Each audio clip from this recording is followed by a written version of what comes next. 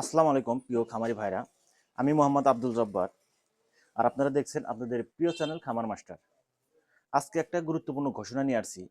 অনেকেই প্রশ্ন করেছেন কিভাবে সঠিক পদ্ধতিতে দ্রুত গরু মোটা তাজা করা যায়, কিভাবে ৮০ থেকে ৯০ দিনের ভিতর একটা প্রাপ্তবয়স্ক গরুকে দ্রুত মোটা তাজা করে বিক্রয়ের উপযোগী করা যায়, কিভাবে অল্প খরচে বেশি লাভ করা যায়, কিভাবে দানাদার খাবারের পাশাপাশি কি কি ওষুধ দিয়ে গরুকে দ্রুত মোটা তাজা করা যায়, কোন কোন খাবার দিয়ে গরুকে দ্রুত মোটা তাজা করা যায়, এ সকল প্রশ্নের সম্পূর্ণ সমাধান নিয়ে আমরা শুরু করতে যাচ্ছি ধারাবাহিক গরু মোটা তাজাকরণ সিরিজ।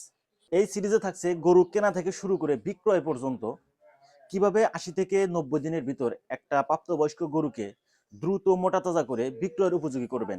আপনি যদি সত্যি চান কম খরচে বেশি লাভ করতে, আধুনিক ব্যবস্থাপনায় গরু মোটা তাজা করতে, তাহলে এখনই আমাদের খামার মাস্টার ইউটিউব চ্যানেলটি সাবস্ক্রাইব করুন আর পাশে থাকা বেল আইকনটি চালু করে রাখুন।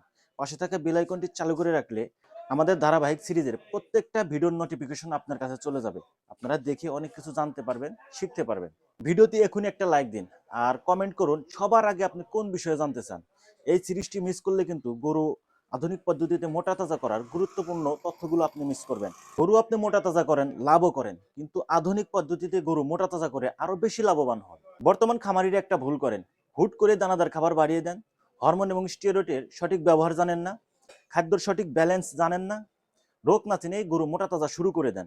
ফলাফল কি হয়? গরু অসুস্থ হয়ে যায়, খরচ বেড়ে যায়, লাভের বদলে লোকসান হয়।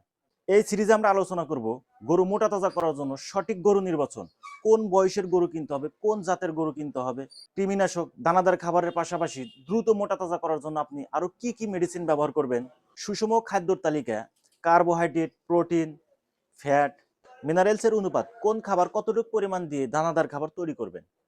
৮০ থেকে ৯০ দিনে গরু মোটা তাজাকরণে কিভাবে ধাপে ধাপে গরুর ওজন বৃদ্ধি করবেন, মানে শুরু থেকে শেষ পর্যন্ত গাইডলাইন পাবেন এই সিরিজে।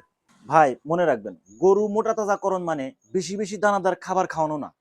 গরু মোটা তাজাকরণ মানে হলো সঠিক পরিকল্পনা, সঠিক খাবার, সঠিক ব্যবস্থাপনা আর নিয়মিত রোগ নির্ণয়। আমরা চেষ্টা করব বাস্তব খামারের অভিজ্ঞতা ও আধুনিক তথ্য মিলিয়ে সহজ ভাষায় বুঝিয়ে দেওয়া।